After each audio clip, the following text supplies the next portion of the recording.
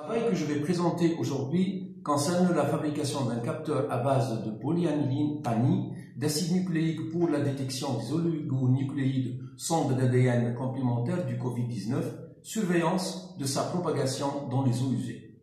Dans ce travail de recherche, nous projetons de préparer des polymères conducteurs de polyaniline pour servir à la détection fluorescente d'acide nucléique avec une sélectivité élevée pour la quantification des oligonucléotides sondes d'ADN complémentaires du Covid-19. Les intérêts de ce travail sont d'étudier le Covid-19 à travers le cycle des eaux usées et de leur traitement. Une des premières et plus importantes mesures barrières contre la contagion du Covid-19 est le lavage fréquent des mains. On peut donc tout à fait imaginer retrouver dans les zones contaminées cluster des traces ou des indicateurs du Covid-19 dans les eaux usées. Des premières études réalisées aux Pays-Bas récemment en mars 2020 ont déjà pu montrer la présence du Covid-19 dans les eaux usées d'une ville aux Pays-Bas. Cela peut être un bon indicateur de la diffusion de la contamination.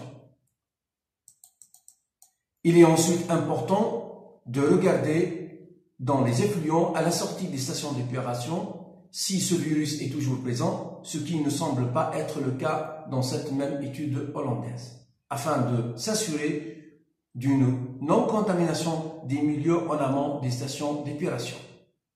Le fragment séquencé par l'équipe tunisienne correspond à la partie 998-1116 de la protéine Spike.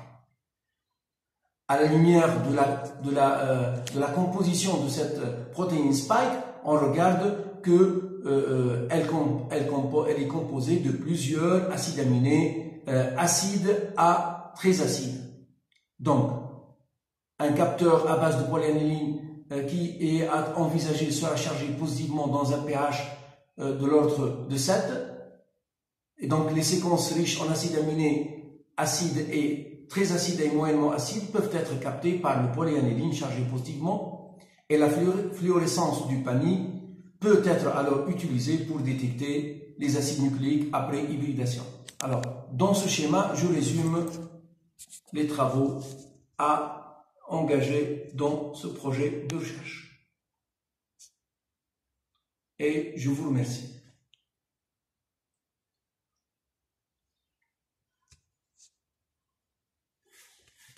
Done.